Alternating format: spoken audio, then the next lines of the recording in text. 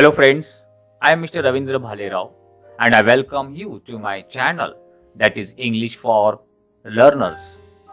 Friends, today we are going to learn one of the important topic and that is how to write a proverb expansion or expansion of an idea.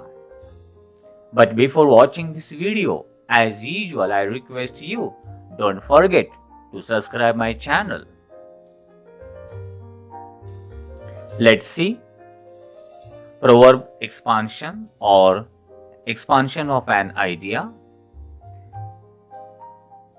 Expansion of an idea or expansion of a proverb is simple and straightforward. It involves 5 easy steps. They are: Step 1. Understand the symbol of the words in the proverb. Most proverbs or ideas are symbolic. The name of place or animal or things or person stands as a symbol of some quality. We have to try to understand that in the context of the proverb. For example, take the proverb, Rome was not built in a day. Here, the noun Rome is the name of a place. We also know that Rome was a great city. So, what does Rome stand for? It stands for greatness or success. Remember, it was a great city.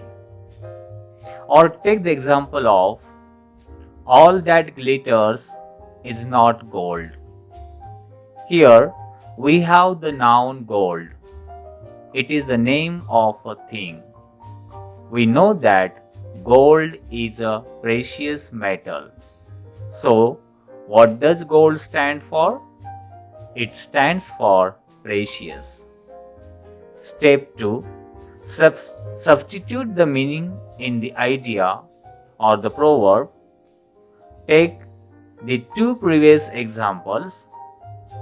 Rome was not built in a day, and all that glitters is not gold. Now, substitute the symbols we found out earlier in the sentences. What do we have? Greatness or success was not built in a day. All that glitters is not precious.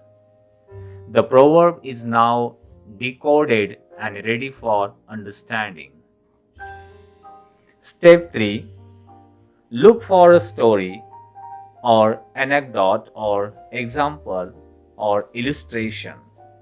Now that you have understood what the proverb stands for or what the proverb means, we should look for a suitable example to illustrate it. Where do we get these stories? There are plenty of them. Aesop's fables are ideal. So are the tales of India, the Panchatantra. We can also look for example from today's world. We could, for example, for the proverb, Rome was not built in a day, talk about the effort put in the Barack Obama to achieve greatness and that it took many years to build it, that it did not happen overnight. Step 4. Look for similar proverbs or ideas. Patience, persistence, and perseveration make an unbeatable combination for success. By Napoleon Hill is similar to Rome was not built in a day. So is the proverb, do not judge the book by its cover. similar to all that glitters is not precious. Now step 5. Sum up the paragraph. Use summing up words or phrases to indicate that you have finished the expansion and intend to sum it up. You could use thus or in fine or so, or the proverb advises that let the reader know that you are signing off. So, we have 5 steps on how to do expansion of an idea or expansion of proverb. Step 1. Understand the symbol of the words in proverb. Step 2. Substitute the meaning in the idea or the proverb. Step 3. Look for a story or anecdote or examples or illustration. Step 4. Look for similar proverbs or ideas. And step 5. Sum up the paragraph. This is how I do expansion of an idea or expansion of a proverb. Now let's see examples of an expansion of ideas. 1. Slow and steady wins the race. Answer. This proverb is a reference to the well-known fable of the hare and the tortoise.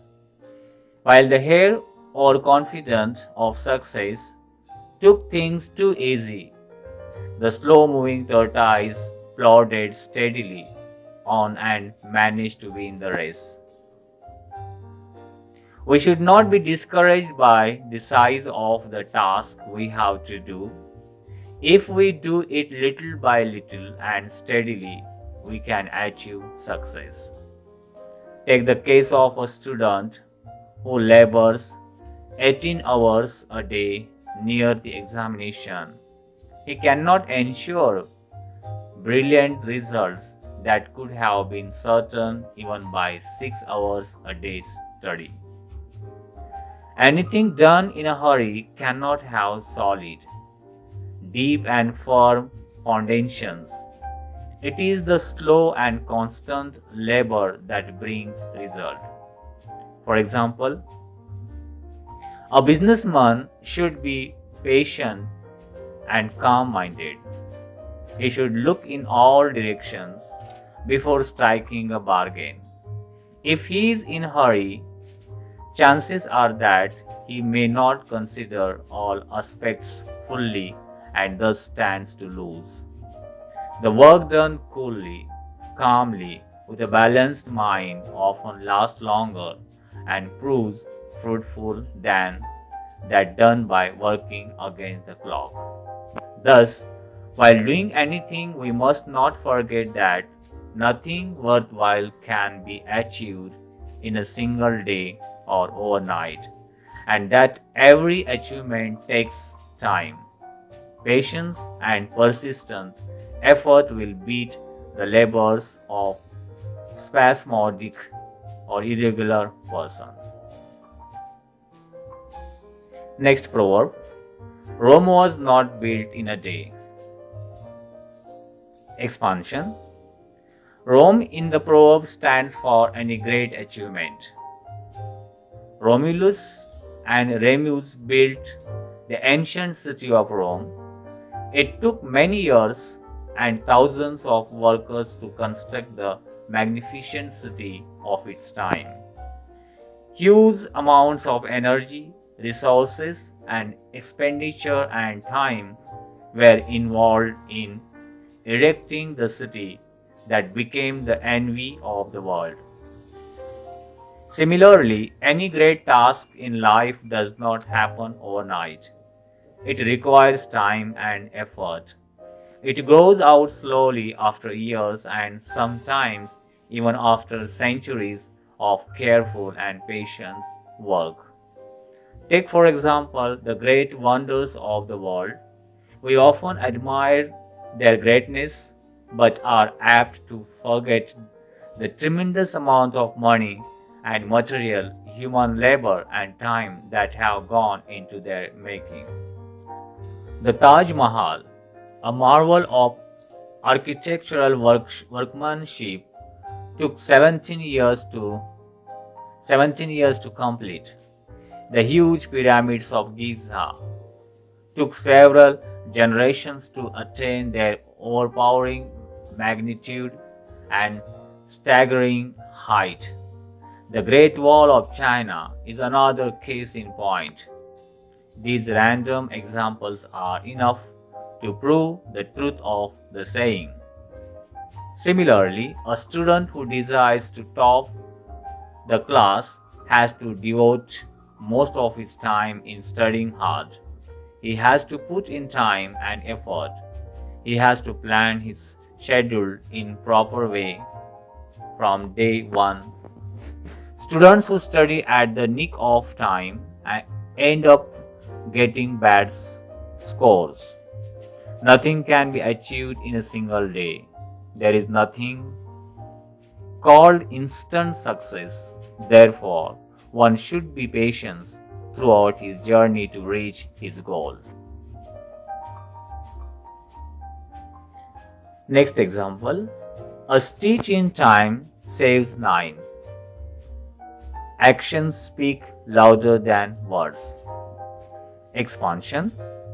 On the surface, the proverb says that a thing that needs mending ought to be mended before it assumes serious proportions. Take for example a cloth that is a little torn. It can be easily mended with a single stitch. But if it is neglected, it requires more stitches. Further neglect may also make it useless. By extension, the proverb means that timely action helps us in overcoming problems. Prompt action at an early stage prevents serious trouble in future. Take for instance the breach in a dam in Gujarat. It was not repaired in the early stages. This resulted in the bursting of a dam. A water sheet of 20 feet high ran across the village and thousands of people died in Murairi, a beautiful city, in 3 minutes. It is a case of delay, and delays are dangerous. Same is the case of a student who falls into the habit of procrastination. He must read his lessons regularly. He must not postpone them. If he neglects to study in time, he will have to strain before the examinations. He will have to burn the midnight oil. It may spoil his health, and in addition, there is every danger of forgetting whatever he has read. He becomes a victim of tension and fear. A boy stole a pencil from a classmate and showed it to his grandmother. Instead of questioning him about it, she kept quiet. The boy's theft went unchecked until one day he was arrested. If the boy had been corrected in time, he would not have become a thief. Timely action would have prevented him from falling into wrong ways. Thus, the saying advises us to take timely action, for a small hole, if neglected, will sink a big ship. Next proverb. A friend in need is a friend indeed. Expansion. The proverb stands as a touchstone of true friendship. It states that only that person who helps us when we are in need or difficulty is a true friend. In our daily life, we come across people who over a period of time become close to us. But we cannot be sure if they are true friends or just fair weather friends.